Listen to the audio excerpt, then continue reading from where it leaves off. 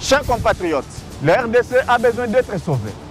Pour être sauvé, ça demande votre contribution. Sur ce, suivez votre magazine Tossolabien avec votre humble serviteur, John Moulumba.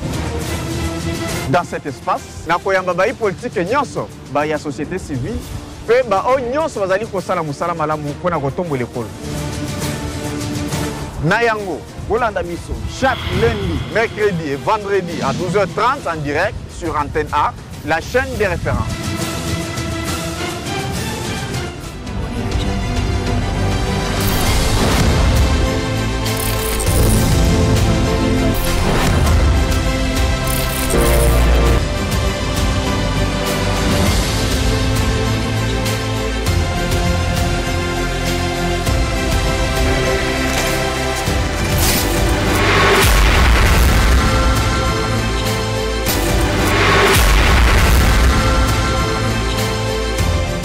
Mbote na Bana Congo, Mbote ba Landi Ato sur la bien votre magazine préféré sur la chaîne de référence Antenne A. Nous sommes déjà sur ce plateau. Votre magazine préféré Bolingaka Mingi. Bolingaka Mingi, vraiment, je pense que vous êtes tellement nombreux branchés. Vous nous suivez partout à travers le monde.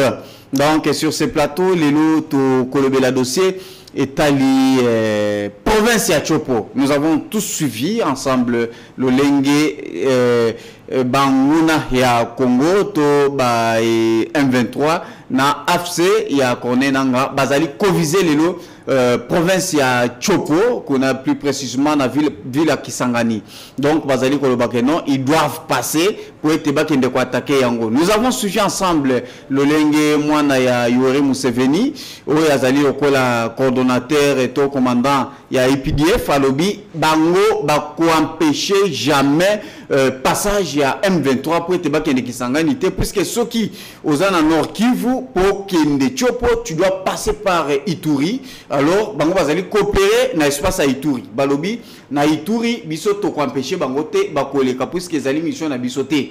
Donc aujourd'hui Kisangani bande ko mususu tozali ko ya babapel bana mboka mususu bazana mwa panique banini tout ça, raison pour laquelle toko le belango sur ce plateau. Na deuxième partie on va parler des infrastructures na niveau ya Chopo, infrastructure ezali na niveau nini. La troisième partie to côté là vraiment to zongela na dossier tali actualité où ezali kodominer qui est consultation dans le cadre du gouvernement d'union nationale. Sur ce plateau, je reçois Monsieur Héritier Likaka, il est ministre provincial de la Chopo en charge des infrastructures, travaux publics et la reconstruction. Je sais que Ezamba Liboso était sur ce plateau. Nous l'avons suivi sur ce plateau dans le contexte Moko Oyazala qui à l'époque député provincial. Aujourd'hui, Tozali Koyambaye, le ministre provincial. Monsieur Héritier Mbote na Pebwela. Merci Mbote mingi mwana mboka John. Et c'est Ngwezali madame vraiment ya Koyambayo, ça fait beaucoup de temps nous avons suivi ensemble Lolenge ba tweet et Tamboli Belé actuellement appelé X et Tamboli Belé to landi pena vraiment ba message ya bangone à Congo ba bomi o lelo bazali ko viser ville province ville ya Kisangani na kati ya province ya Chopo yo lelo ozali membre ya gouvernement provincial ozali notable ozali mwana mboka mwana Chopo mwana mabele.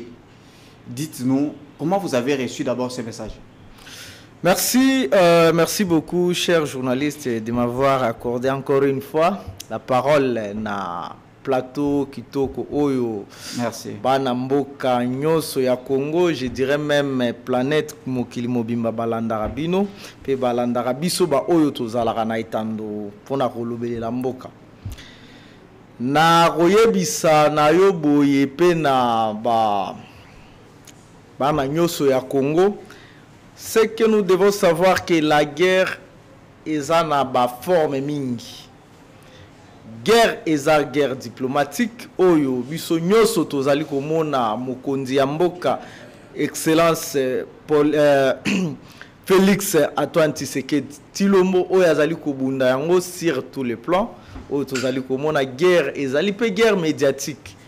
oyo outi kolobelela pona mwana mboka monsieur le général le fils du président Museveni oyo azali ko sala ba tweet azali ko sala ba déclaration na mboka oyo ezozala yete. Moi je trouve ça c'est d'une manière médiatique pona ko faire peur ya population tchopolaise et aussi de faire des fois trembler ba mapinga na biso. Or ba mapinga na biso bazali préparé. D'abord mokonzi ya mboka ye moko ayebi ke Chopo ville ya Kisangani ezali ville oyo ezali purement stratégique. Il ne peut au grand jamais laisser couloir na banguna ya Congo po baboto la ville wana. Et loko nga na koyebisa yo na plateau na yo ezali ba menace moko je dirais stérile oyo ke biso pe loko la ba imboka ba notable tokoki pe ko négliger yango te. Parce que monsieur le général il n'est pas congolais. Comment il peut s'autoriser ya kolobake il va donner le couloir Naba nguna ya Congo? Non, vous savez que ce qu'on a en Nord Kivu, pour comme à Kisangani, vous devez passer par Ituri. Oui, c'est normal, Bunia, Oleka Mambasa, Sanda, Nyanya, et puis tu vas passer par... Je pense que vous avez déjà l'idée de la ville ou bien de la province. Moi, je vous dirais que, chers frères, Likambo Oyozali Kolobidela, Awa, président de la République. Déjà, vous n'êtes pas sans ignorer que le général chef d'état-major, il séjourne ces derniers temps à Kisangani depuis le dimanche pour acquérir, pour réorganiser la base militaire pour bien défendre la province, je dirais la grande ancienne province orientale. Aujourd'hui, Nord Kivu et Sud Kivu, ils ont à disposition, il y a Banguna ya Congo. Sous occupation. Sous occupation. Mais aujourd'hui, si encore on laisse les couloirs, je pense que c'est une grande partie, ou bien 50% de notre pays est en occupation ya Banguna ya Congo. C'est pourquoi le président de la République a pris déjà des dispositions. Et aussi, je vous dirais même que nous, de la Chopo, avec le gouverneur Paul Ndongolia, à contact tout le temps avec l'hierarchie qui est Kinshasa, nous sommes en train de prendre des dispositions de sorte que la Chopo ou bien Grande Orientale et na maboko ya Bangunati. Déclaration ba tout nyos oyo messieurs le général j'ignore les noms pardon azali kosala ezali ba menace moko stérile mais comme politique tokoki kozala kobwaka ngonyo sauté mais nous devons prendre des dispositions pour intercaler avancer. Il y a troupes ou bien il y a armée rwandaise ou ezali susu ya kobomba mate azali koya na derrière M23 et AFDC Yananga pour AFC Yananga pour faire mal na population congolaise. Voilà, maintenant sur le plan provincial, comment vous êtes organisé?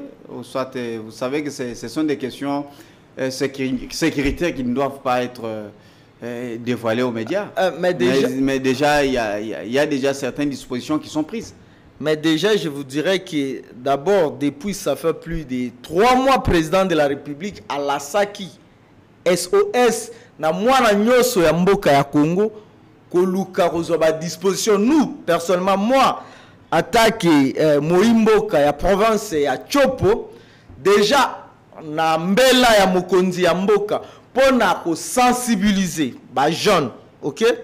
Pona ko sala éveil de conscience ya jeunesse, j'étais presque partout pour essayer de sensibiliser. Je pense que aux images une fois je vous ai envoyé okay. Pour Amiel, pour les images pour parler. Excellence, nous allons mobiliser, sensibiliser les jeunes pour l'adhésion armée. Déjà, éveiller la conscience de notre jeunesse. Lelo omoni nyonso o ezali ko komela biso na mboka na biso Congo, ezali des fois tokoki pe ko bomba ngote ezozala maki ya patriotisme. O ezali ko sala ke des fois président de la République azali ko se retrouver moko on dirait azozala seul, mais déjà nous les autres, la jeunesse consciente, nous sommes derrière et aussi des soldats déterminés pour mourir pour la patrie. Ils sont là pour défendre un sacrifice suprême.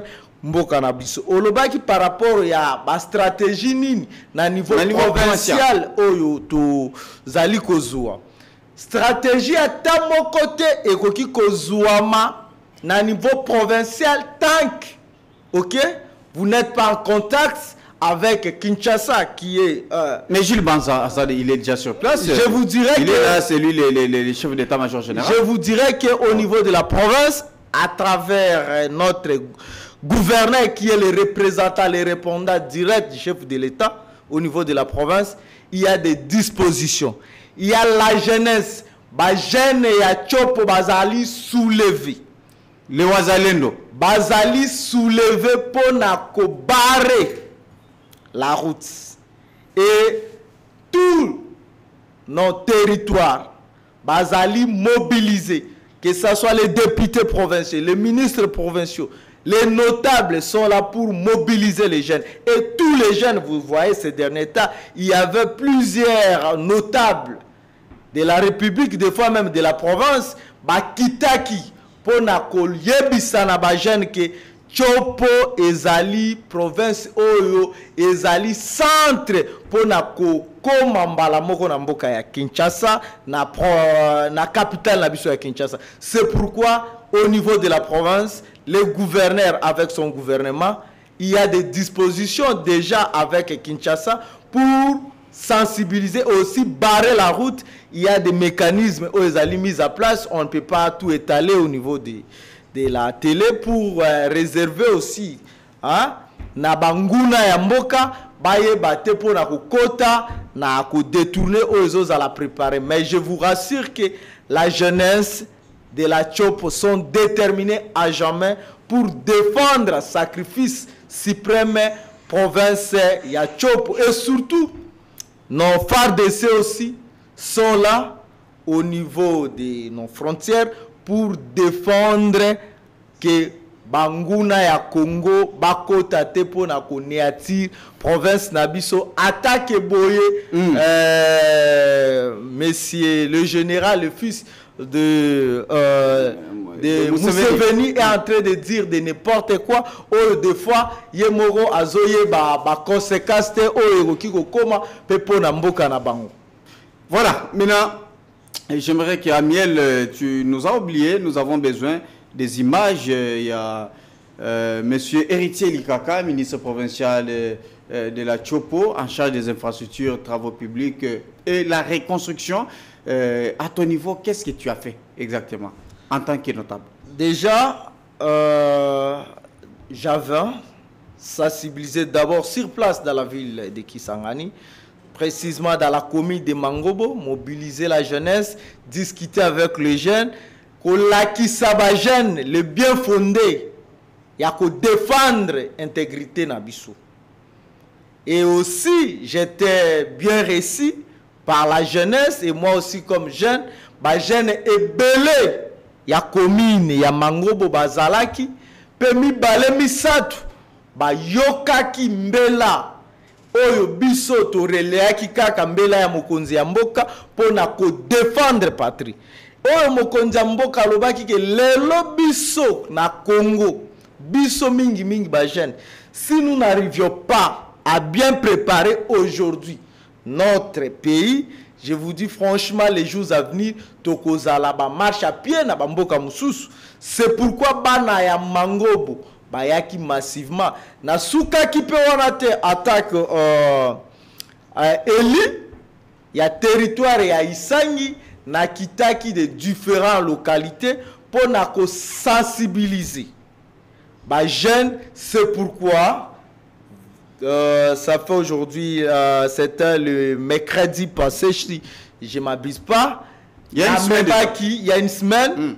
Na memaki ba jeune oyo ba se sataki capable o ba monaki ke ba ko défendre mboka na bango ba yaki bango moko massivement kobima na village Yelenge tiba yangami na ba 20 km ba bimaki ba yaki Kisangani na memaki bango na niveau ya gouverneur ya province oyo bazala ki réussi na vice gouverneur. Vous êtes à combien?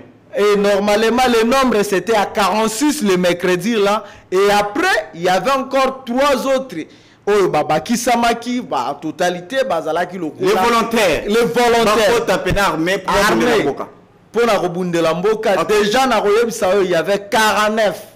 49 oh, déjà personnellement, na niveau état-major. Je veux même vous dire que depuis que Naza a appelé les Ali Kozala, Bajen est belé.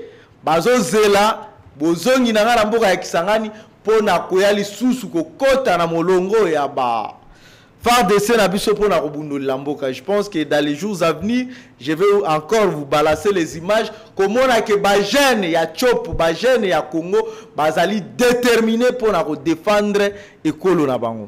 Maintenant, il y a un problème, il y a un souci. Le premier année que nous avons compris Tango Goma, Bukavu, Ezaki menacé. On a compris que l'ennemi traitait avec certaines personnes banamboka ou bazaki na katia ville. Bangonde moto bandoko pesa bango ba plan, banini tout ça.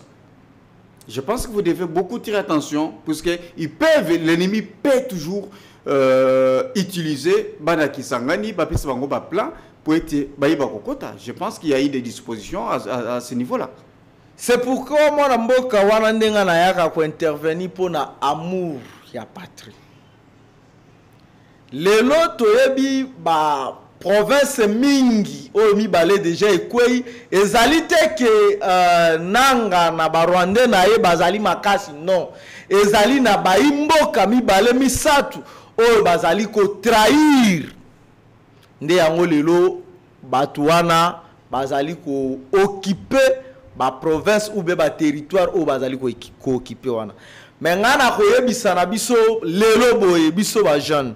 Lelo, vous arrivez à trahir, ok, votre pays parce qu'on vous a promis X montant.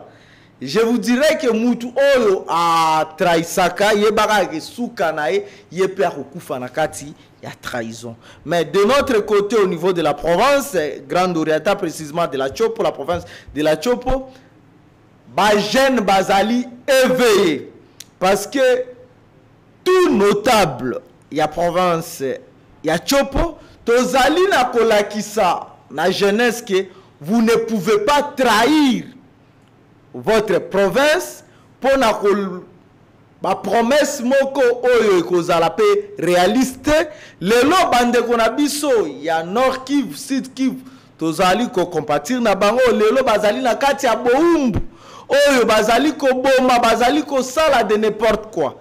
Ces gens-là viennent avec des promesses à disant que non, ce qu'on y a, ce qui te cote, tu te repères ça au poste Fulani, tu te repères ça au poste Kingani.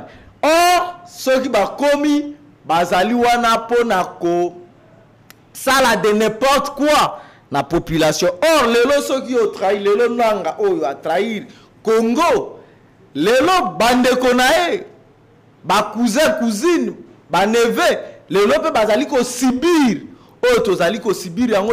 C'est pourquoi le gouverneur et la province pour les Ndongoli azali kolala te azali kolobangonga nyoso. Est-ce que vous tous à la vigilance? Est-ce que vous avez un village puisque Kisangani Kisangani? C'est pourquoi il y a des images Yakusu et autres et tout ça. Est-ce que vous allez nini pour mobiliser la population pour vous avez ce qu'on appelle patriotisme, l'amour du pays? Je ne sais pas s'il y a les images au Lingay Komona, Ngai Nalobi Nazali, Eli ya territoire ya Isangi. Na ville ya Kisangani to sensibiliser.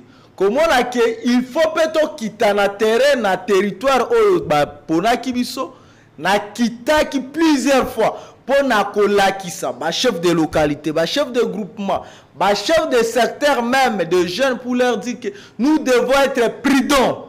Prudent surtout na banini na koyeba kopanza basango oyo ozali nango sirte. Je vous dirais même partout, même na Kinshasa boyoka kiango que le 20 février, OK?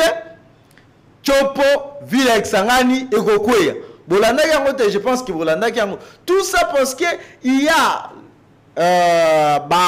nguna ya mboka bazali ko sala guerre auto zali ko ba guerre médiatique o bazali ko bwaka ba message ya intimidation pour na ko faire population ba gobe yango pour de façon que bazwa couloir nde yango biso o tozali komba notable tozali ko mekango nganyoso ko sensibiliser population que avant na ko panza sango avant de lancer un message vous devez d'abord vérifier parce que si vous n'avez pas de biens si vous n'avez pas de vraies informations au moment que okoki ko bebisa ou bien ko bebisa moral il y a village mobimba parce que aux alliés un peu mieux écouter na village et ko lancer message oyo aux anango sirte batunyo so yamboka. C'est pourquoi monaki le 20 février province nabiso ville nabiso ya Kisangani ezala ki na panique bato basombi ba provision.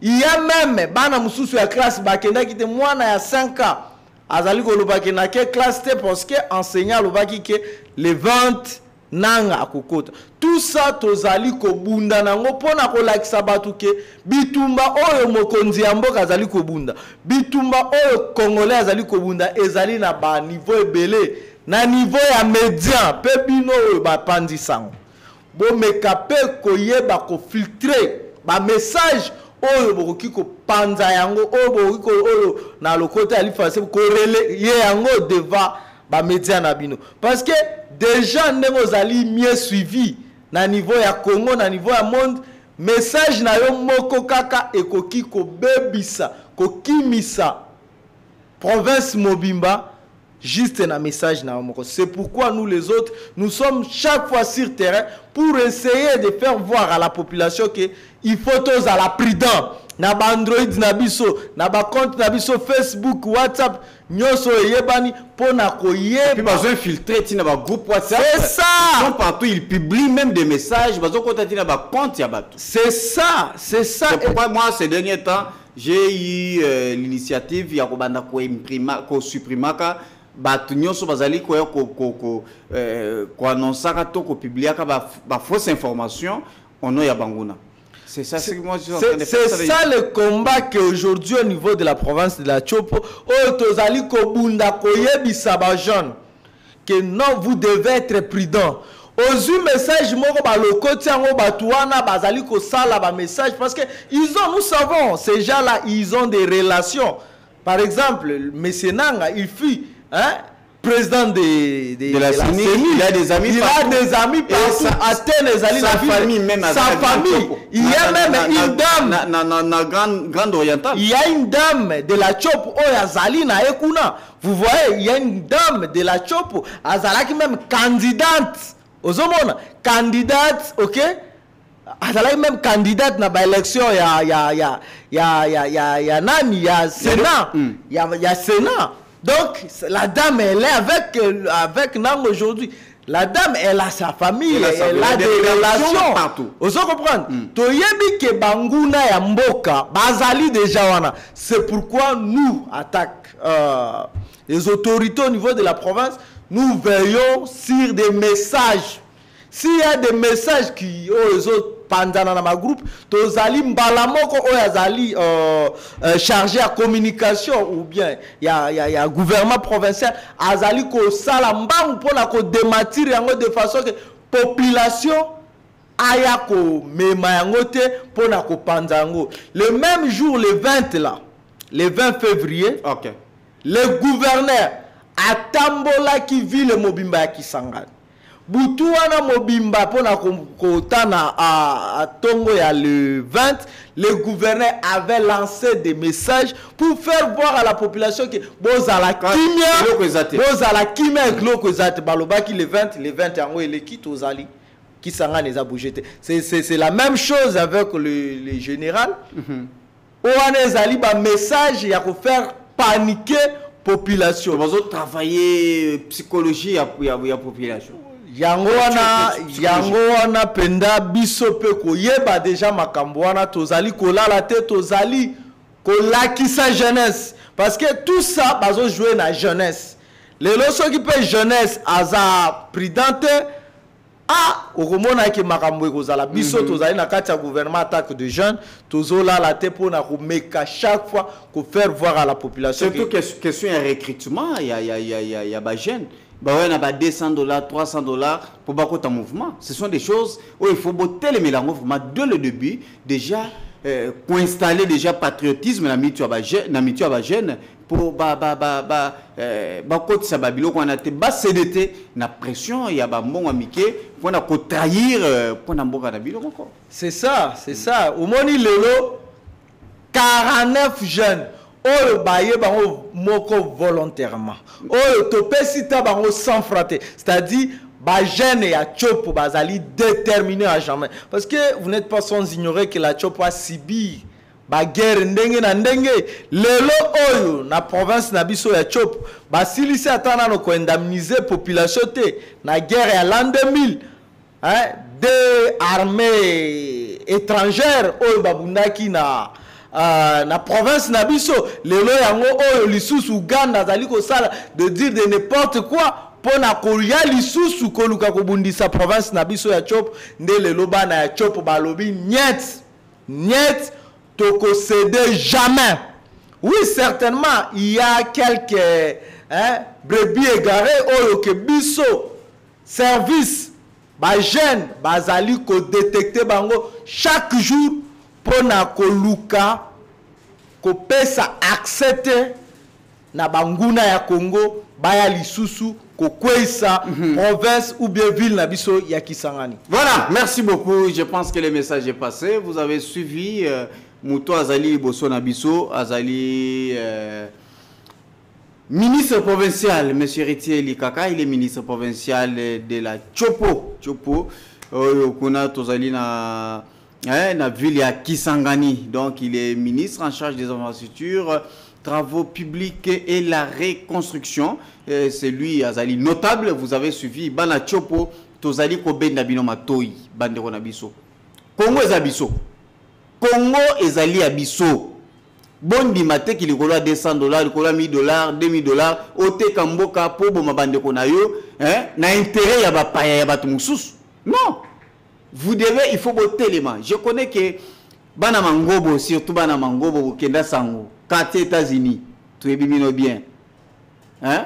Namoko na zamwa na États-Unis.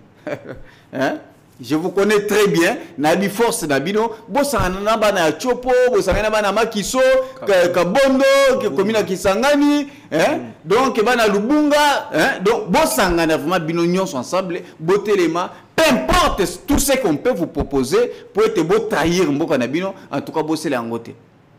Bosa yangote. Je sais que en 2016 kuna ezaka na opération moko ba jeune, au moins ba jeune bazo tambola mulongo butu. Otuni ba bazo ke ba jeune bazo seke toke de patrouille.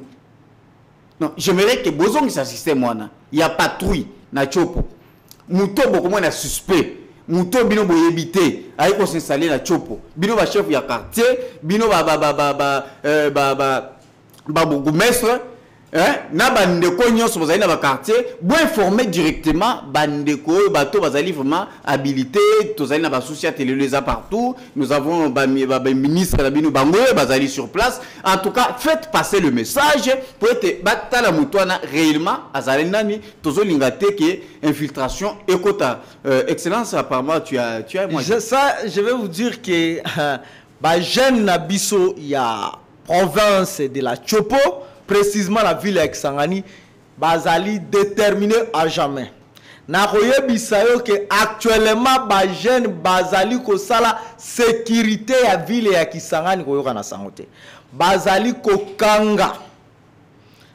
Il y a même une situation qui ça fait aujourd'hui plus de 2 mois oh que ba jeune bango moko ba kangi et belé ya ba cartouche.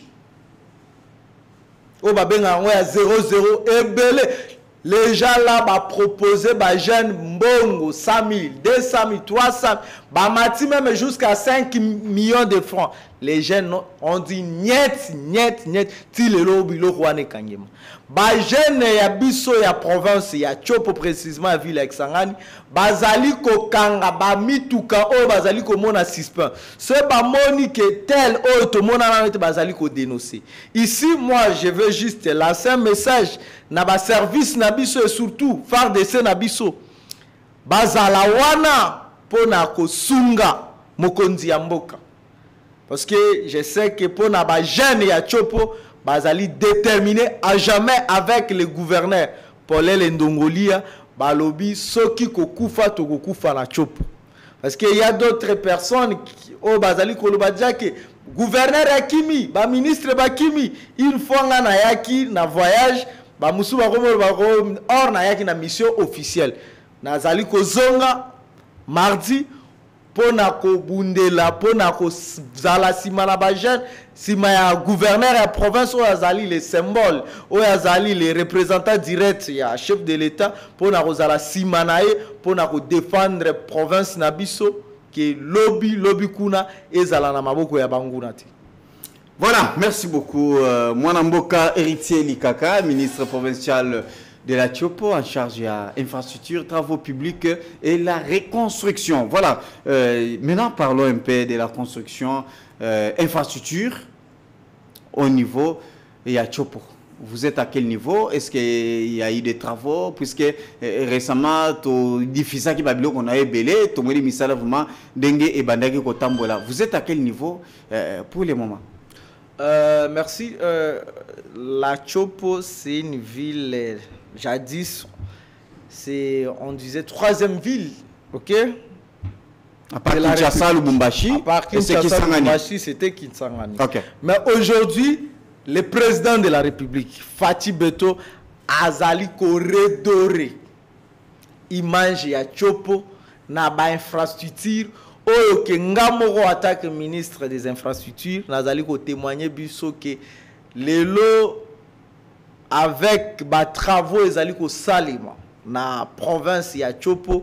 Je vous dis que na effort nyonso président azali ko sala po kimezonga na kimia oyo tozali ko bunda ezonga après 2 ans ou disons 3 ans ce qui est na ville ya Kisangani combien de kilomètres exactement na programme combien de kilomètres actuellement je vous dis il y a plus de 80 kilomètres de routes aux à la préparer. Si on a zali koye bisayo bazo asphalté déjà 15 kilomètres ou déjà asphalté déjà 2 kilomètres de travaux ils en cours. Mais en général, des travaux au niveau de la province, je vous dirais qu'il y a plus de 70 km dans la ville de Kisangani où il a asphalté. Dans combien de temps? Ça, c'est après combien de temps? Certainement, c'est un projet de 3 mois, et de 3 ans, pardon.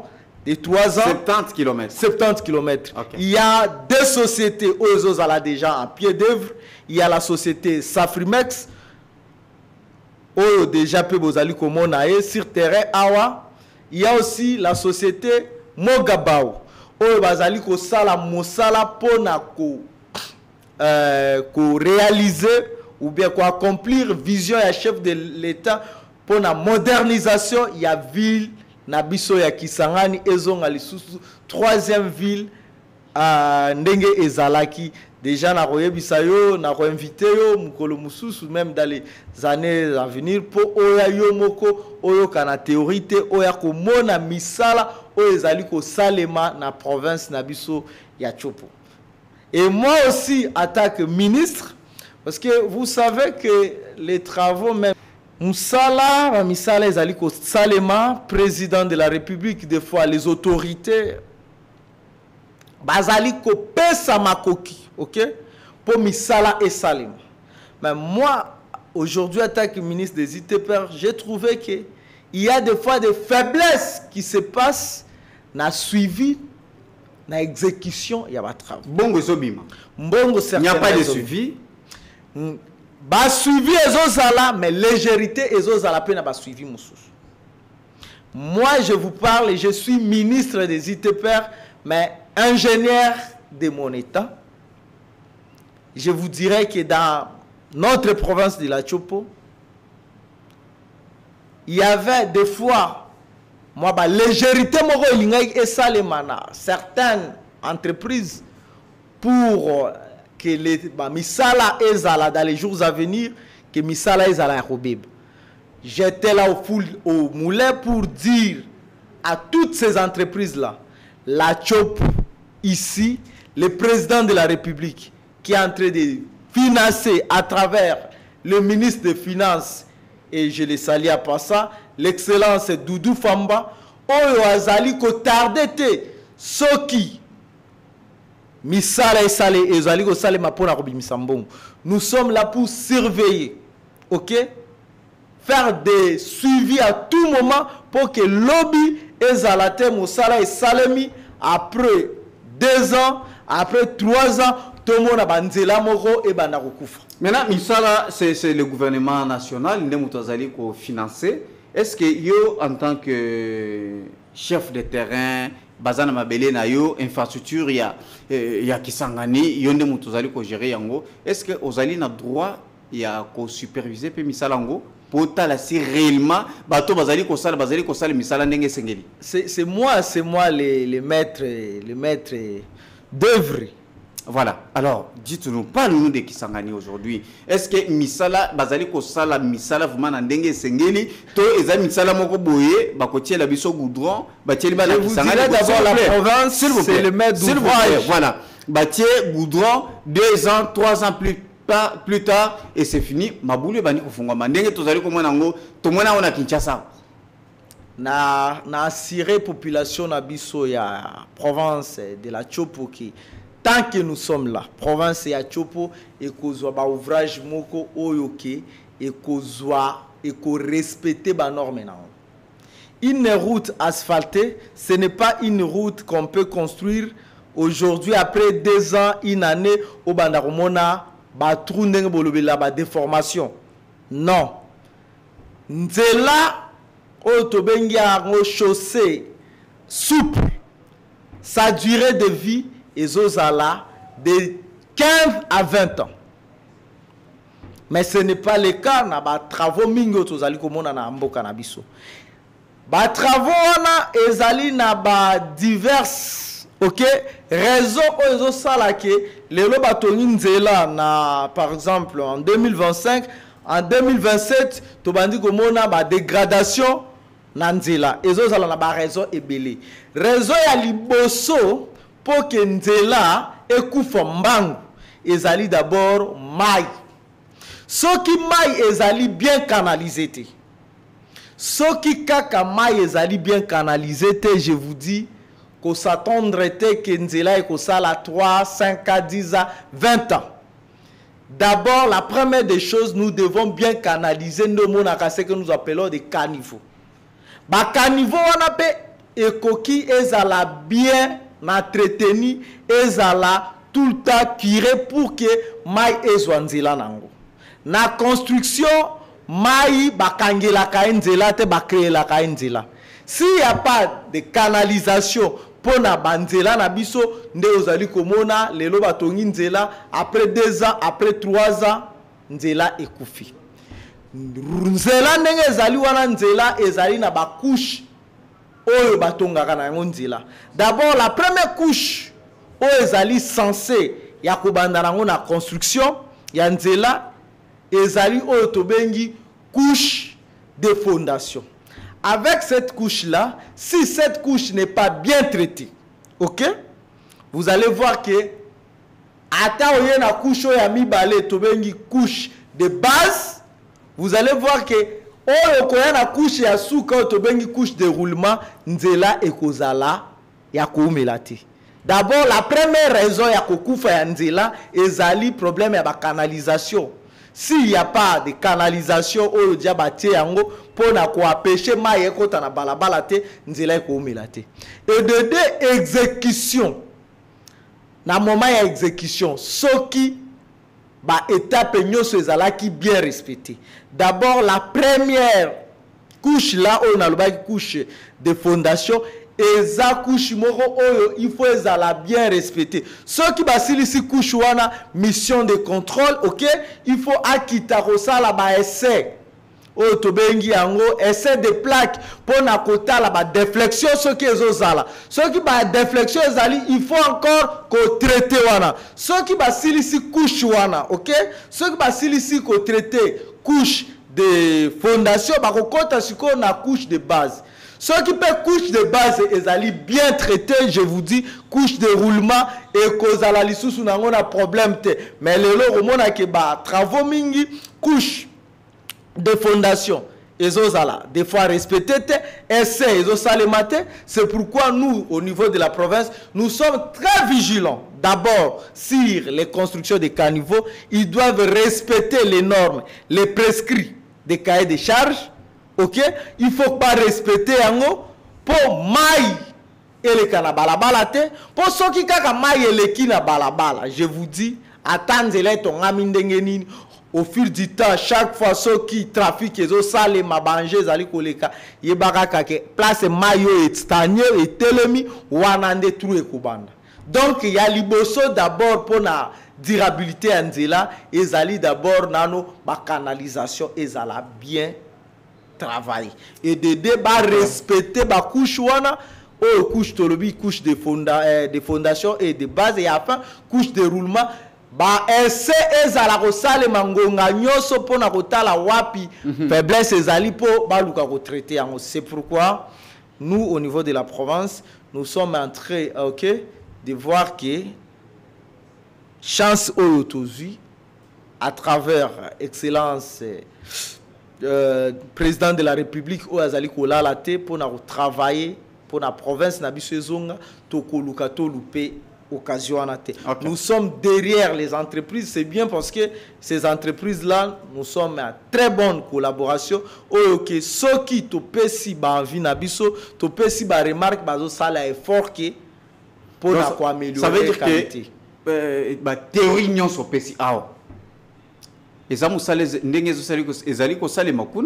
puisque tu as dit que parfois ils ont un problème de contrat. Il y a accord. C'est une entreprise. Ils ont bisoté. Libanda. Baye. Ba solliciter bango pour être exécuter misala.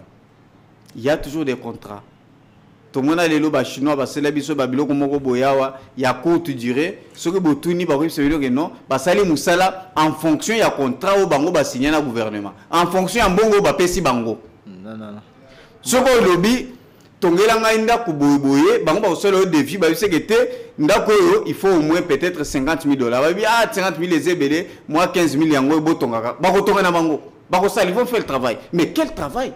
Est-ce que pensez-vous que Makambozali Kolobalelo, est-ce que c'est réellement ce qui se passe na Kisangani? Non, moi je vous dirais que le gouvernement Nabiso et Rokiko Salelo côté à la contre la population. Je parle de ma province. Je vous dis que le gouvernement, avec toutes les entreprises où va signer contrat dans le gouvernement, Nabiso pour Narosal et Nabiso ba travaux, il y a une infrastructure routière dans la province Nabiso ya Chopo.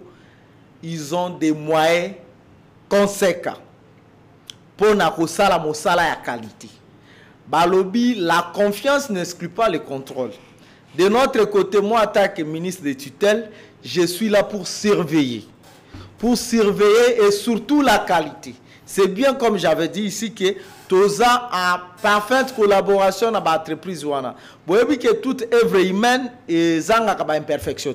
Si pour l'imperfection, nous devons être derrière toutes ces entreprises-là pour collander la norme et aussi la qualité. Mais pour l'argent, le gouvernement a l'objet que n'a pas si moi mbongo boye pour ça la logo yabo. Mbongo et bimi pour musala et salema ya qualité et province ya Chopo et Zoua ba ouvrage moko pe ya qualité. Mais Chopo ezaka kisanganité hein. Chopo eza monene. Oui. Nous avons tous en ba Chopo eza ba territoire. Est-ce que nanzela na ndenge penef matolo baraka ba niveau riro et autres et tout ça. Est-ce que banzela penef non seulement na ville ya Kisangani, est-ce que na ba province peut Vous avez un territoire où ils ont des bamboka. Est-ce que vous avez pensé aussi? Est-ce que vous avez un projet? D'abord, j'avais ici, il y a des territoires où déjà des travaux sont en cours. Je vais vous citer ici au moins 3 territoires, 4 territoires. Tu sais pas combien de territoires? Territoire de Bafouassende, j'ai dit, territoire de Bafouassende, Yaouma, Basoko, Isangi, il y a, j'avais dit Banalia et Opala, ok? Il y a des territoires là, je vous dirais que les territoires d'Ubundu, ok? Territoire à Ubundu, bah, travaux déjà en cours. Territoire d'Opala, les travaux sont en cours. Il y a les territoires de Banalia, les travaux sont en cours. Il y a aussi le territoire d'Isangi où je suis élu. Les travaux aussi, à très bientôt, les travaux, lancement et travaux. C'est pour vous dire que les travaux et ce qui kaka à niveau de la province et la ville et Kisanganité. Dans différents territoires, il y a aussi les travaux qui sont en cours d'exécution. Et voilà. Même sur place dans la ville, au moment que tout ce qui est dans commune Farte, les communes Makiso, même dans des différentes communes comme Mangobo, Chopo, Lubunga et les marchés, les travaux de Lubunga. Mangobo, vous avez niveau ni commune Bobandi, Boleki, non, Mangobo, on n'a pas encore commencé, mais déjà, il y a la société Safrimex qui va prendre des gouvernorats de la province jusqu'à ce que Aokomati na Mangobo na niveau Soteski.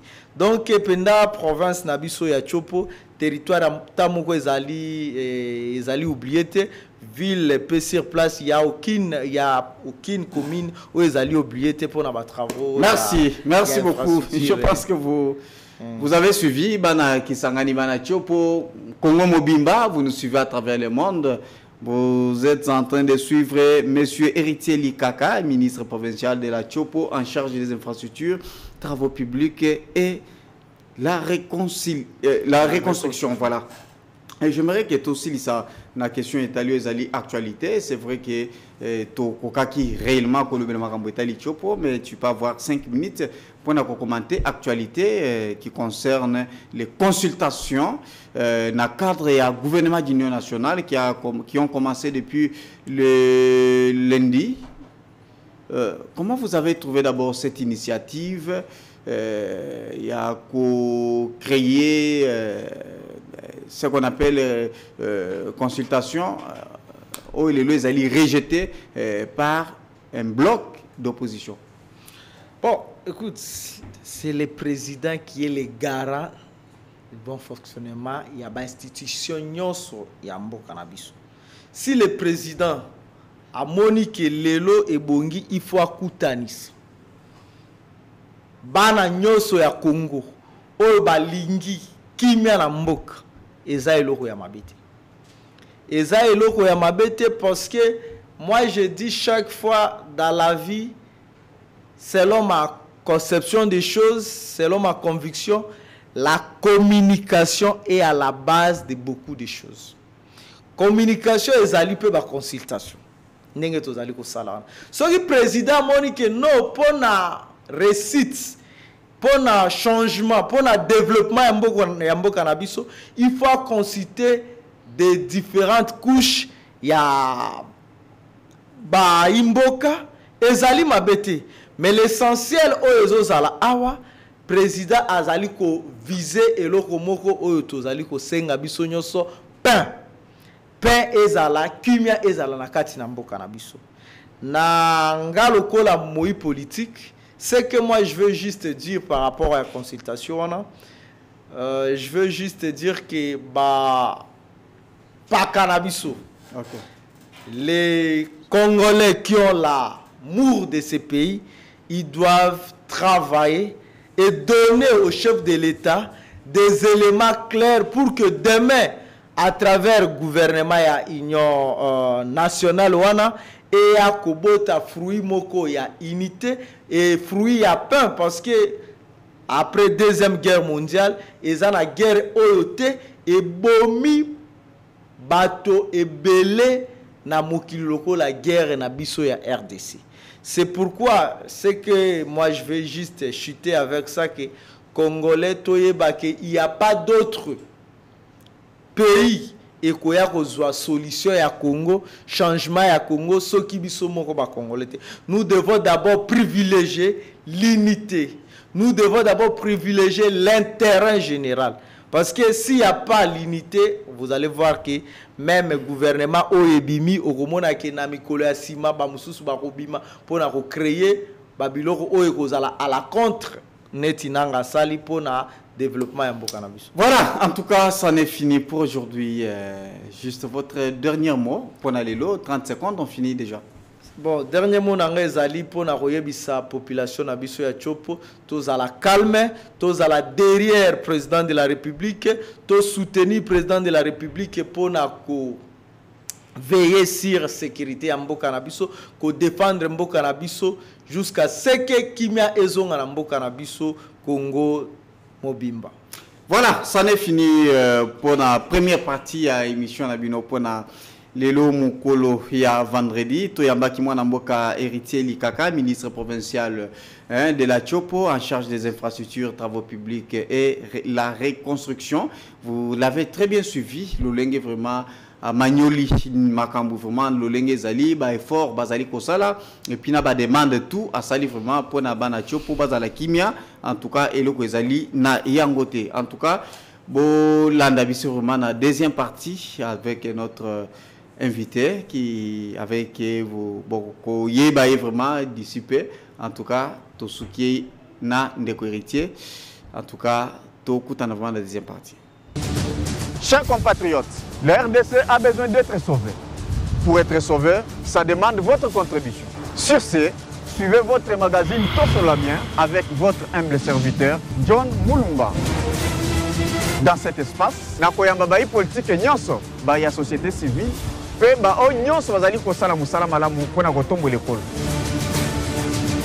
Nayango, Olanda Miso, chaque lundi, mercredi et vendredi à 12h30 en direct sur Antenne A, la chaîne des références.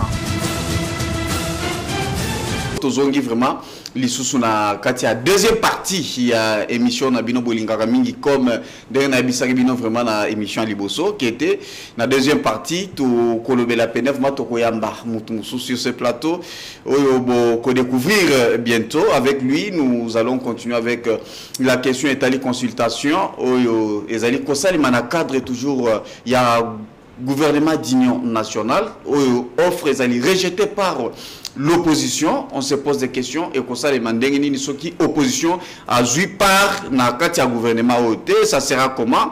Et puis tozongi la paiement mouké na question est toujours sécurité na la République, tout monde qui normalement il fallait délégation et à RDC bah Kosolola avec le M23 en tout cas bah, c'est présenté quitté et puis la question est allée rencontre à Félix Tshisekedi na Paul Kagame kuna na Qatar. On doit évoquer cette question sur ce plateau. C'est pourquoi je reçois monsieur Albert Kaumbu.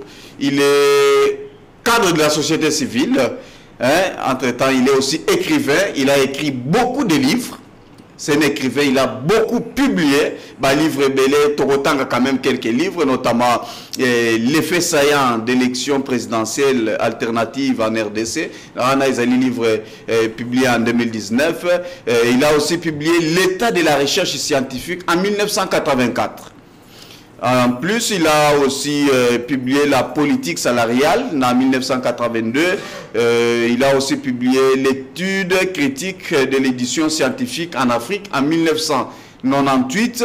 Et aussi, il a publié un livre, La bonne gouvernance, en 2007. Et en plus, il y a aussi les livres, Les nouvelles ordres politiques en République démocratique du Congo. Livre au Salemi en 2009, on les a juste échantillons. En tout cas, il a beaucoup publié. Il est une bibliothèque pour la République démocratique du Congo, raison pour laquelle tu bénéficier sur ces plateaux pour être partager expertise, expérience sur Azali Nango par rapport à Makambo Nyonso Ezali Kolekanambo Kanabiso Ndeko Albert. Notre émission Ezali c'est bilingue, santé voilaise. Moi, tu n'as pas. Ah, monsieur John. Mbote mingi ya liboso na sepeli mingi ndenge antenne A abengisi ngai na ya kosolola makambo ya mboka. Antenne A na yebaka ngukala mais lelo na yeko découvrir bino lisusu na moni ke bosali ba effort munene yango na yebaki na répondre na invitation na bino pour tout sur la makambo et actualité à mboka. Ça va, merci beaucoup. Commençons par les consultations. Nous, tous allés comme on a les chefs de l'État, au-delà, il y a tout ce qui s'était passé, opposition, abandonné au sein dialogue, mais de l'autre côté, chef de l'État a initié cette consultation vers le gouvernement d'union nationale, ils allaient rejeter par l'opposition. Comment tu as trouvé d'abord cette initiative? Est-ce qu'on devrait rester dans le cadre il y a dialogue, comme l'a dit l'opposition, ou soit on devrait aller directement dans la consultation pour un gouvernement d'union nationale, comme l'a fait le président de la République? Merci Ming. Mutuna na yo ezali na tina. Oyibi ete mboka po tambola. Il faut bato basolola. Hein? Ata bato baza na gouvernement, ata bato baza na opposition. Ezali bala liboso te. Mboka na biso wuti mosika na makambo etali masolo ya mboko oyo. Banda ba conférence de Berlin en 1885. Yako koma na 1960.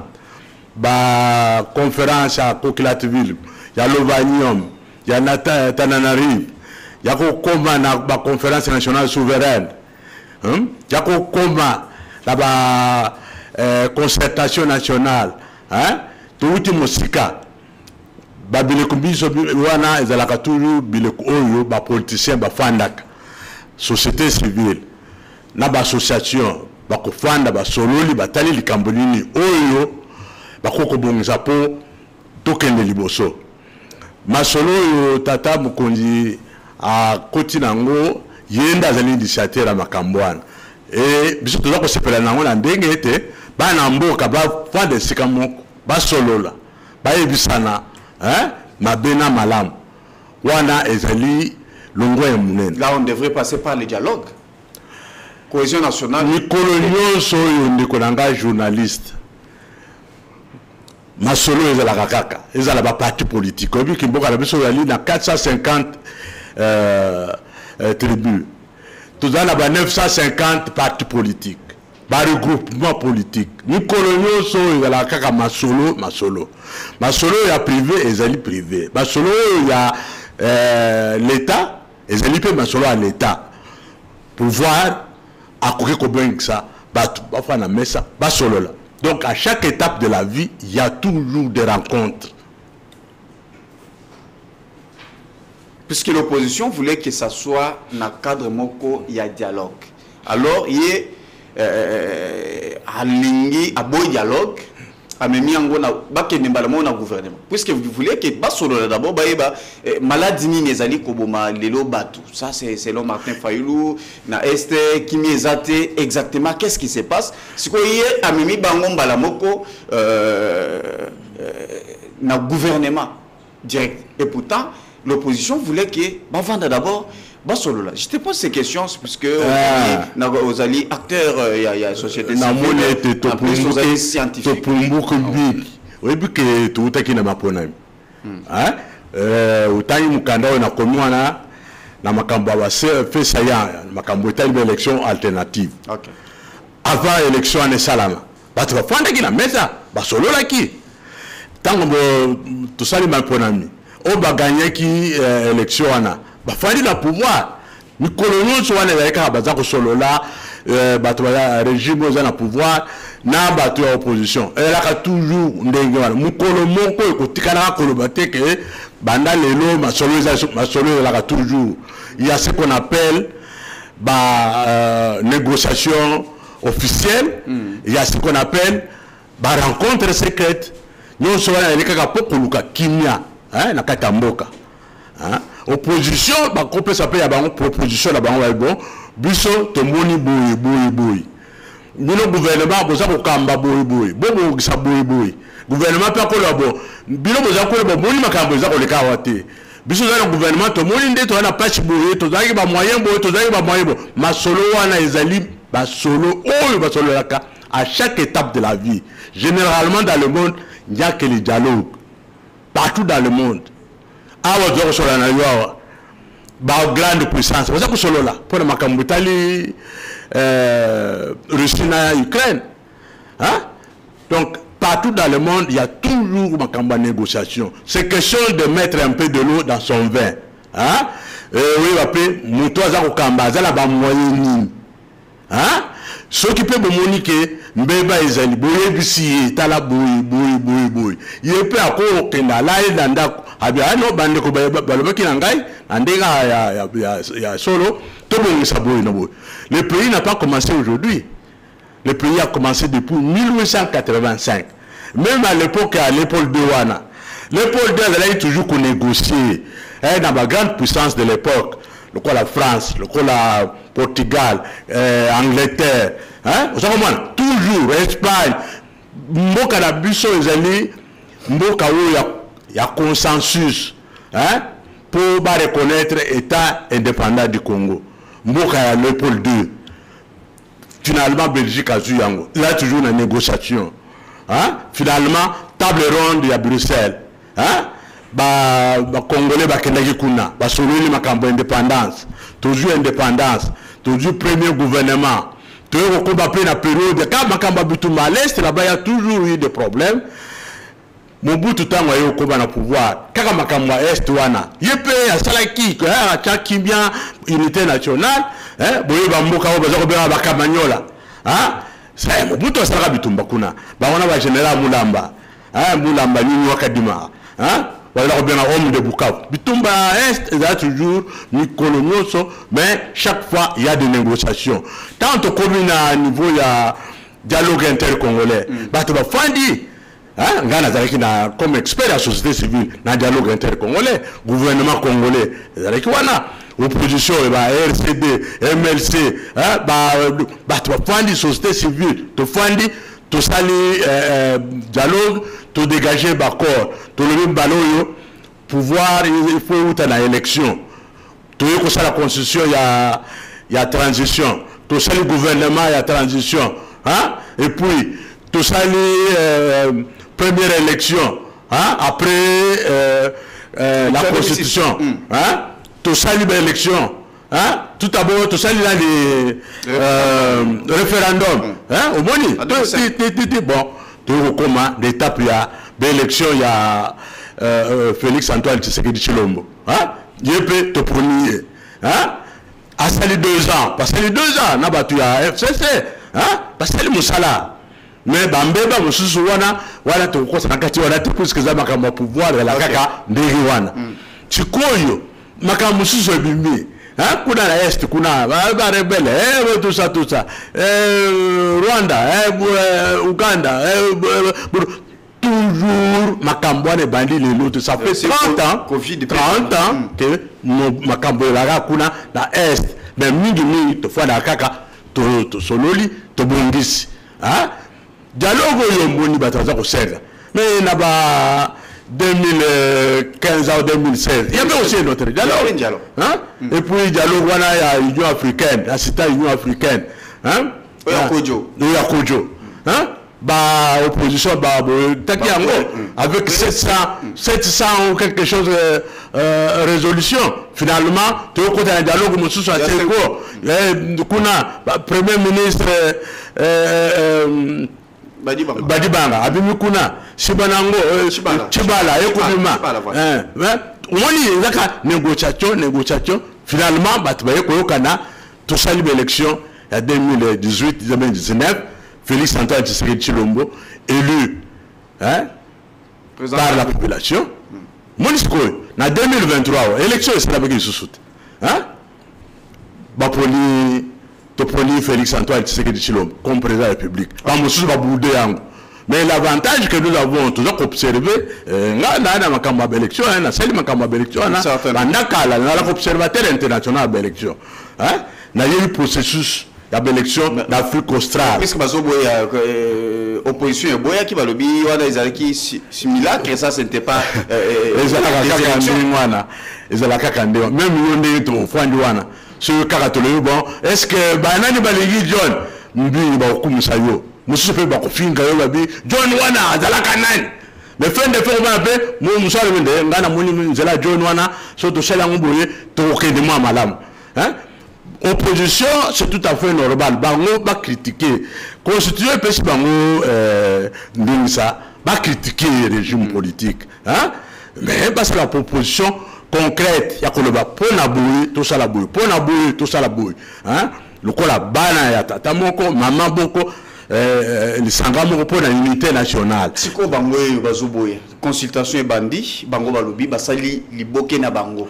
Bloc na bango, ils ont dit bako na consultation puisque na programme selon programme il y a le coordonnateur il y a Makamongo, il y a consultation professeur Eberand, opposition bako yambaye puisqu'ils ont commencé d'abord par le pouvoir majorité et tout ça union sacrée, ce que ici il y aura un tour et opposition, alors opposition a boy kokende. Dites-nous comment ça sera, comment puisqu'on a des domaines là.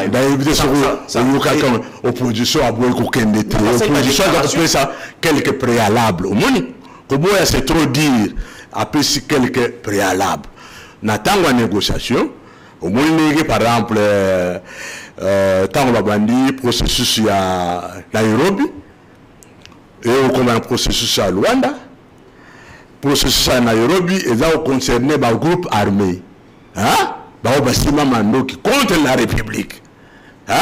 Bon, c'est quoi le pouvoir à Kinshasa? Président Tshisekedi, bino masolo na mino to sola bino na cadre wana kuna. Masolo ezali entre régime à Kinshasa, na régime à Kigali, ezali masolo etali pays agresseur. Hein? Masolo peut avoir continuer au monarchie de temps en temps. Hein? Président Tshisekedi, na président Kagame, autour il y a président Macron, il y a France. Non, je pas dans le processus. Il y a des choses. La consultation pour le gouvernement. Il y a arrêté d'avancer. Négociation, il y a ce qu'on appelle des négociations officielles. Ça ne va pas bloquer la sortie, il y a gouvernement d'union nationale. Dans le but de Korangai, tous avez 450 ethnies. Hein? Tribus. 950 partis politiques. Quelques présidium, il y a 40 présidents, il y a plateforme. Ce qui est l'unité. Au principal raison, voilà la l'unité pour la bouille. Mais dans le sous-bon que se concerter, nous sommes nous continuons à faire une négociation à Boyaka. Non, le monde est toujours dynamique. Ok? Le monde est dynamique. Le monde n'a jamais été fixe sur un point. Ce n'est pas le même jour que... Non! Il y a toujours des gens qui viendront. Par exemple, hein? Conseiller spécial et chef de l'État dans ma de sécurité, professeur, tout ça. Mais nous avons téléphoné. Nous avons bêta porte. Nous avons la porte. Tous les gens qui tournent à l'opposition et qui mais par rapport à la déclaration officielle, na ba parti na ba regroupement, c'est par là que nous avons Makamba pouvoir de Konangai, il y a ce qu'on appelle les visibles et les invisibles. Hein? La négociation secrète et ça la marque. Tout le monde a ça.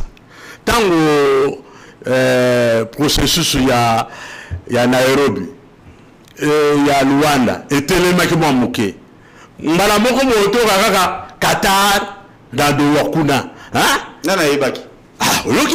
Tout le monde Rwanda, Afani, Nakati, il y a président Tshisekedi, le président Kagame, Masolo.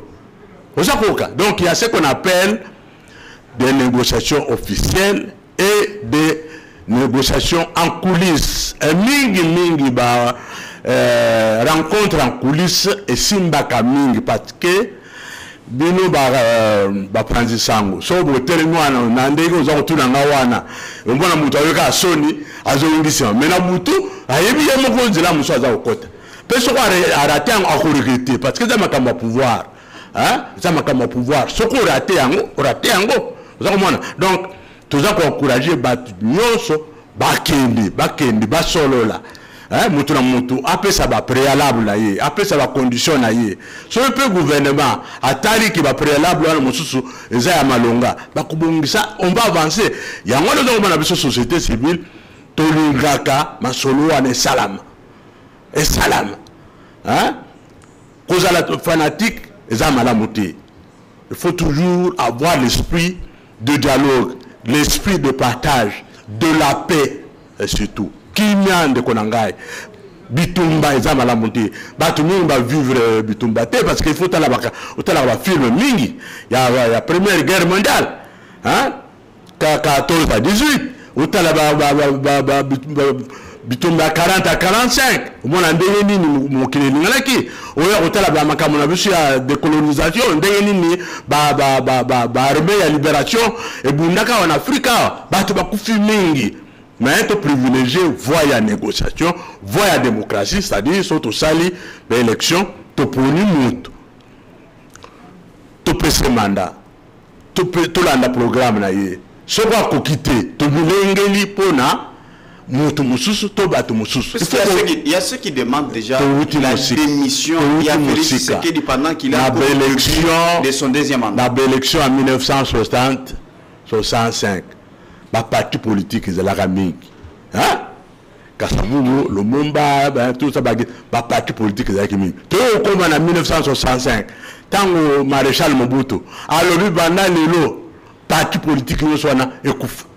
Tout ce qu'il a un MP, parti État, candidat moko, hein? Mboka la mission ultimo sika. Tout comme na moya lelo, ba candidat au comme en élection salami, ba to présenter 20 candidats et ça l'a bonité. Tu ne salis pas mener vers la démocratie. Il faut tout continuer en dengwana. Donc, dans l'élection, il y a un parti politique. La voie des élections, c'est la voie la moins coûteuse. Bon, élection, même mais ça donne la paix. La voie de la belligérance, c'est une voie très très difficile. Les avoirs coûteuses. Ceux qui bataillent, balali si binasa au talent. Et c'est pas beau à voir. Il faut tout kende la réconciliation. Donc ça veut dire que les Congolais, il faut vivre ensemble. On toujours ensemble. Il faut s'entendre quand même. Pour intégrer les amabés. Attendez vos hormones. Ah, biso, tu bandaka poye. Mais tout ça, ceux qui initiative les amalam. Tout le monde qui est trop poussé dans la rue, tu as encouragé. Bino pe ba panzi sa bon encourager pe bakambwana po bukena na mikolo le bino oh yo ndeni ni yo mikolo za kolobate asiko mutu akobima na eka bo amilenga kina yete bani koloba il faut le abebi le mususu iso to tuna rami dans ba kozo na bureau na bango évaluation kuna balo mwenda komi livre moko ya makambo évaluation au gouvernement Tshisekedi hein pendant au moins 2 ans ngana mona na za kolanda makambo FCC na nani cash.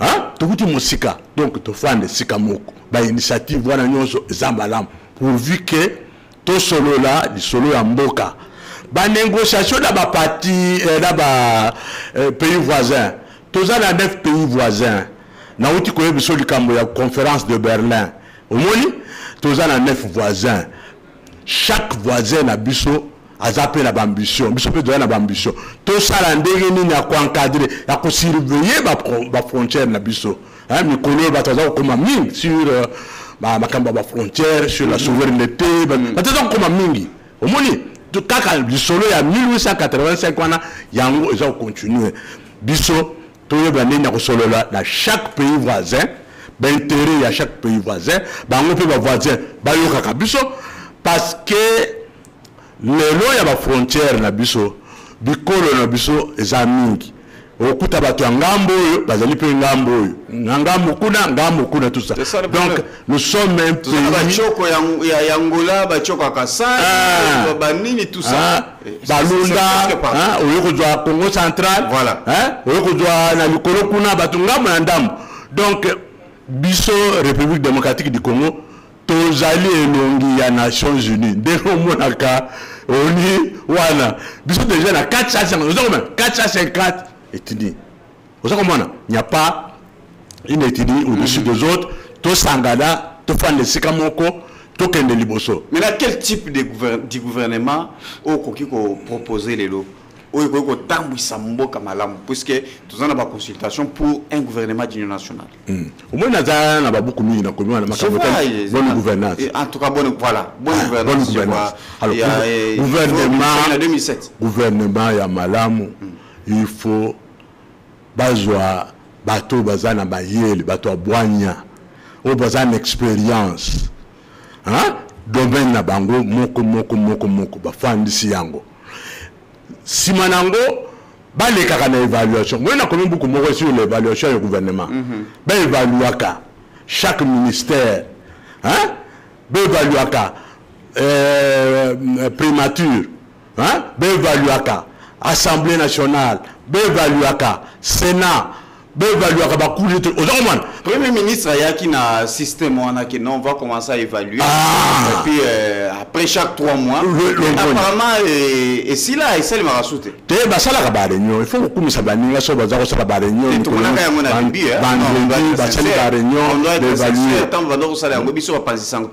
information. Et puis, nous quoi Baye kokuta na caisse à l'état mbongo za ekité basali Belfort ba matisi budget hein de 4 milliards ba yoko na 18 milliards tout ça il faut tout ça la ndengwana c'est-à-dire on travaille par programmation gouvernement il faut ça la sur base de programme domaine par domaine ndenge au moni makambuta l'enseignement au moni makambuta la santé au moni bazako la makambo 145 territoires au moni décentralisation hein au comment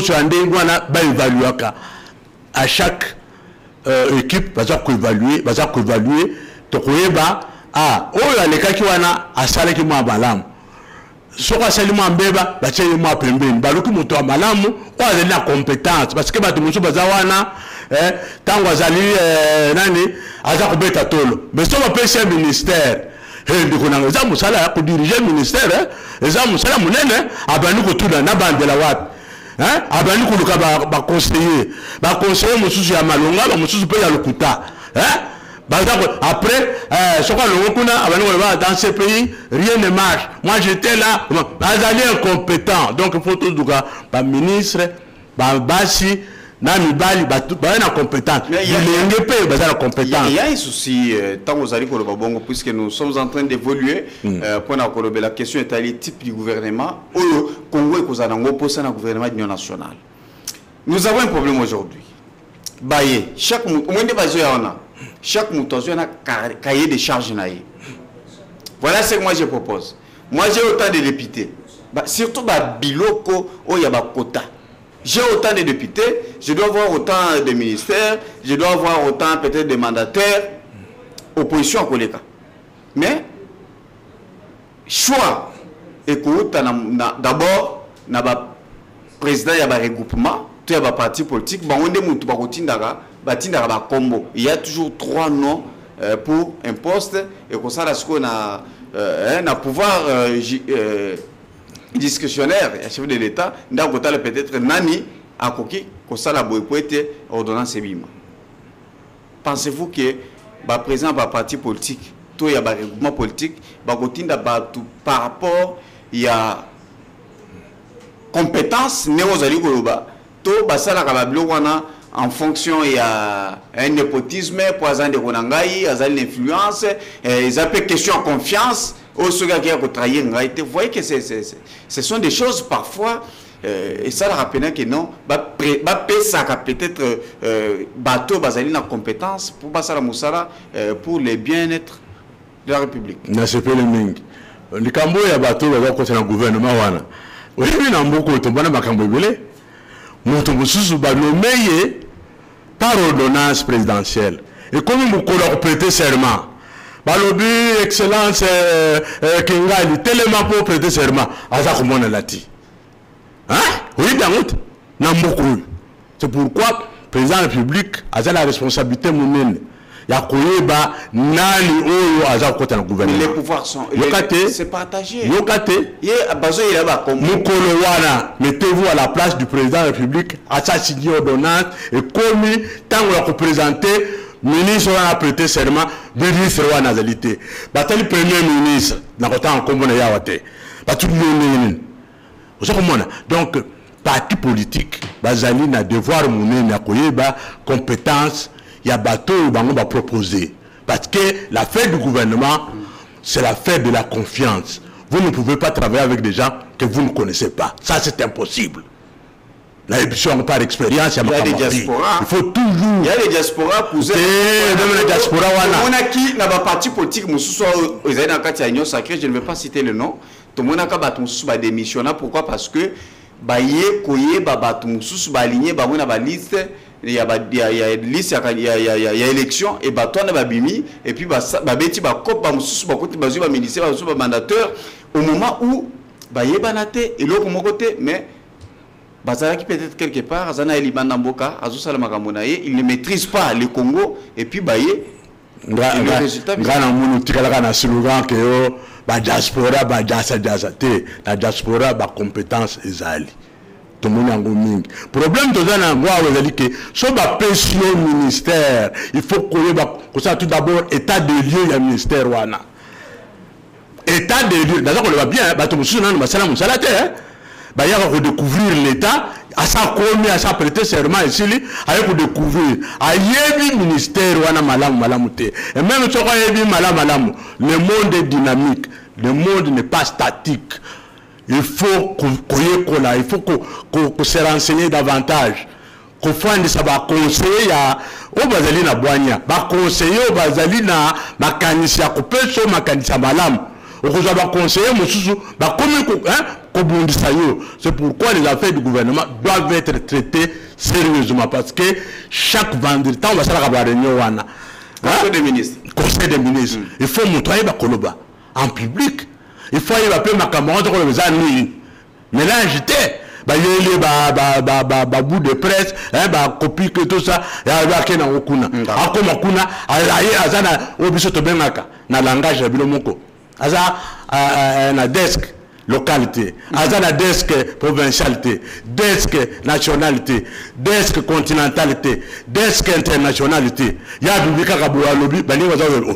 Est-ce la kiwa donc gouvernement et Sengali bateau ya mayeni bateau boanya on le peut bazali ko sala en équipe en intelligence en confiance avec chef au gouvernement et puis président de la République. Voilà monsieur Albert Kaumbu, je pense que nous sommes en train toujours qui est déjà vers la fin. J'aimerais que est-ce que ce gouvernement ce qui est bimi au bazali konoki bimalelo ce qui Bimi va mettre fin à Bitumbe aux alliés de la République. Puisque je sais que c'est ça, même sa mission principale. Oui, mission il y a gouvernement, il y a une mission il y a Kenya, il y a Kocha, Kenya, Mokamubimba. Nous avons une expérience sur tout ça dans la vie. Guerre à Est, c'est une guerre à Est. Tout ça dans 9 voisins, il y aura toujours un conflit. Mais il y a mutu les années tout ce qui est makambwana tout banda développement si on est allé à travers au série 4 de conflits dans le monde au série 4 de conflits dans le monde au Kubanga est-ce qu'il y a eu baka qu'on a en Europe bateau babeni ba Corse oui baka qu'on a en Espagne oui baka ba payer belé bazan nous on wana bazana ba petit conflit.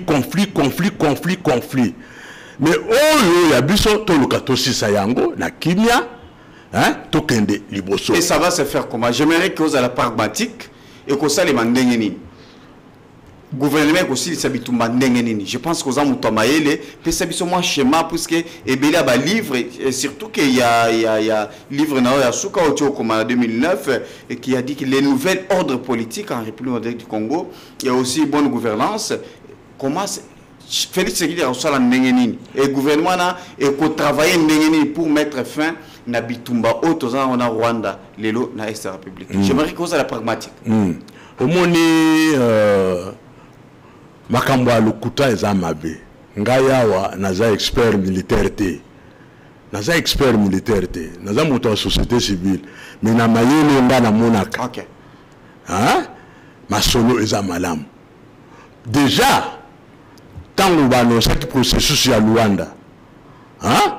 M23, bakende okutana na gouvernement. Mais c'était déjà un grand pas dans ma campagne négociation.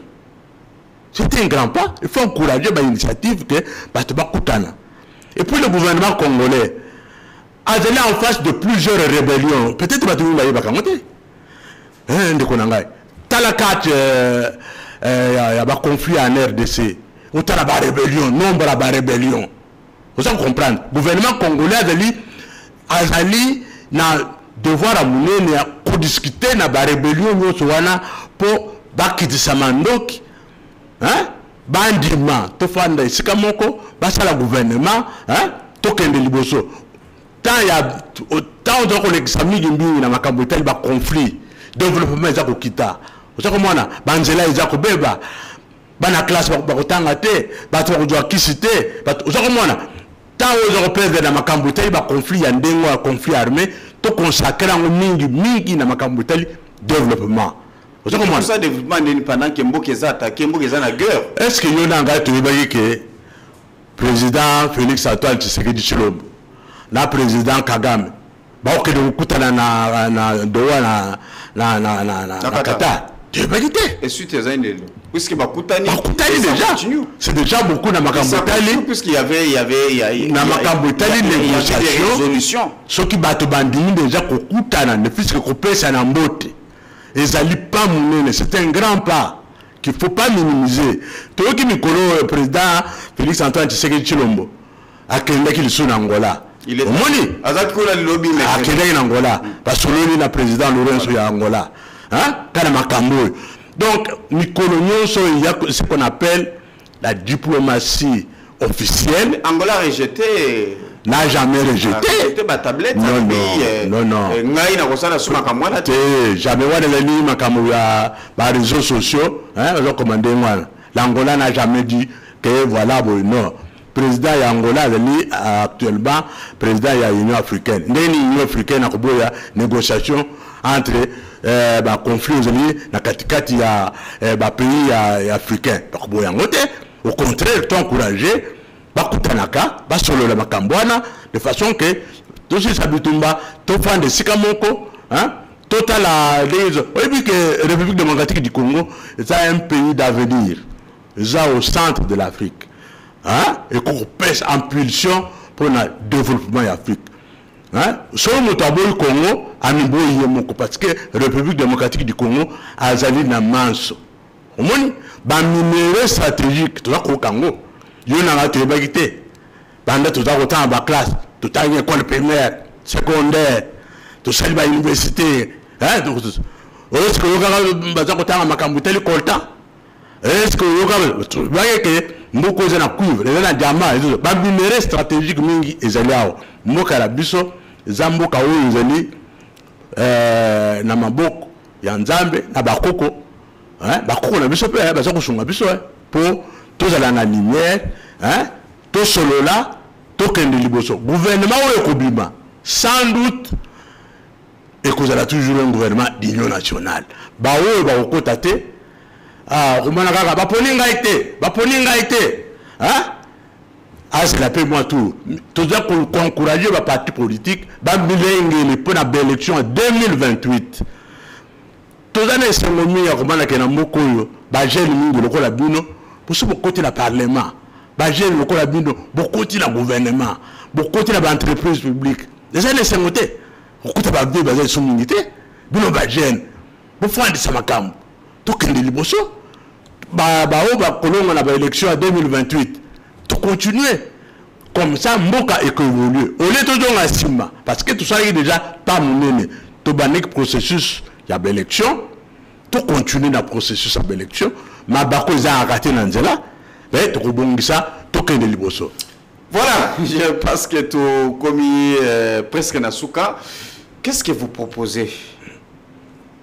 Dans ma campagne sur ce plateau, en premier lieu, nous avons parlé de la question du gouvernement d'union nationale. Deuxième partie, tout le Béli Makambotali, sécurité dans la République, rencontre à Kagame et Félix Tshisekedi. Vous proposez quoi? Vous dites quoi exactement aux Congolais? Comment retenir Ning? Il y a des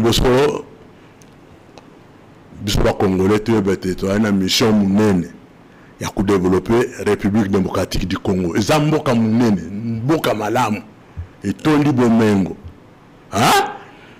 Ba domaine nyonso ezala na compétence nango. Ba professeur d'université, ba chercheur, ba savant, ba découvrir, ba combat, ba panza sango ya République démocratique du Congo. Biso société civile, expert en ndenge na ndenge, to fanda, to combat, to paie sa formation civique, hein, éducation civique, hein, politique et électorale na population pour to pona ka ba candidat ya balonga, hein, to évaluer ka candidat. Il ne suffit pas de prendre moto accueilli na liberté, to kolandela ye, to ça la suivi, to est-ce que na ndenga za osala wana mboka yokene liboso. Tout ça qui est un grand pas vers le développement démocratique. Tala lelo et toujours na makambo kaya tout ça. Mais ba négociation et kozala nango kaka aussi longtemps que République ezali ba négociation et ko banaka ko salam pourvu que volonté et salam. Kimia ezala tokene liboso. Voilà, merci beaucoup Mwana Mboka, je pense que vous étiez tellement nombreux. Il y a Kolanda Biso Pona Mokolo Lelo to dédié cette émission na Docteur Aimé Kabangu, leader de Mwamba. Topesi Mbote, hein, Docteur Bisiko Ozali Mutumalamu, kaka ndenge tolobaga pena vumagete Ozali okenda élection yiba machine terre, tu voka sangwa mabete, tu voka spé solo mabete na ba élection. Donc, je pense que Kalate Rosala sur ce plateau peut être au PESA, la vérité par rapport à Makambo Nyonso Ezali Koleka, na parti place aux Alaki, je ne vais pas citer les noms, mais sinon ça sera une surprise sur ce plateau. Docteur Aimé Kabangu, leader, en tout cas, Topesio Mbote. Merci, to Yambaki Mwanamboka, Albert Kaumbu, voilà, Albert Kaumbu, il est cadre de la société civile, vous l'avez très bien suivi, un écrivain excellent. Il a écrit, a publié plusieurs livres. C'est juste moi échantillon, mais a commis ébélé, notamment l'effet saillant de l'élection présidentielle alternative en République démocratique du Congo. On est acquis dernier livre en 2019. A commis lettre moko l'état de la recherche scientifique en 1984. Politique salariale. Livre publié en 1982, études critiques de l'édition scientifique en Afrique. En 1998, il a aussi publié La bonne gouvernance en 2007. Il a aussi également publié les nouveaux ordres politiques en République démocratique du Congo en 2009. Donc, c'est une bibliothèque, comme je vous ai dit dès le début de cette émission. Vous voyez qu'il était sur ce plateau. Boyoki, Oyalobi, Bazali Bato, Bazali na histoire ya Congo, Bazali na secret ya Congo. Président de la République, Félix Antoine Tshisekedi Tshilombo.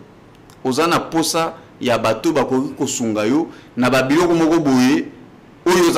Puisque majorité à bateau Zalina Bango, c'est vrai que nous avons des professeurs et autres, mais Mouto à vivre les cambo, à Moni Yango, en tout cas, il est totalement différent à Mouto, à Tanguy et puis à publier. C'est tout à fait différent. Je pense que monsieur Albert Kaumbu, merci beaucoup. Je sais que Ezalim Balalibosote, vous en avez na plateau Nabiso. En tout cas, chaque fois que vous aurez vraiment notre invitation, ça l'a fort, Oya, puisque Makambo Ezali Belé pour l'intérêt de la République. Merci beaucoup. Tosuki Aponalelo, que Dieu bénisse la RDC. Au revoir. Chers compatriotes, la RDC a besoin d'être sauvée. Pour être sauvé, ça demande votre contribution. Sur ce, suivez votre magazine Tout sur la mienne avec votre humble serviteur John Mulumba. Dans cet espace, nakoyamba bayi politique nyonso, bayi société civile, pe ba o nyonso bazali kosala musala malamu pona kotombo l'école. Nayango, Rolanda Bisso, chaque lundi, mercredi et vendredi à 12h30 en direct sur Antenne A, la chaîne des références.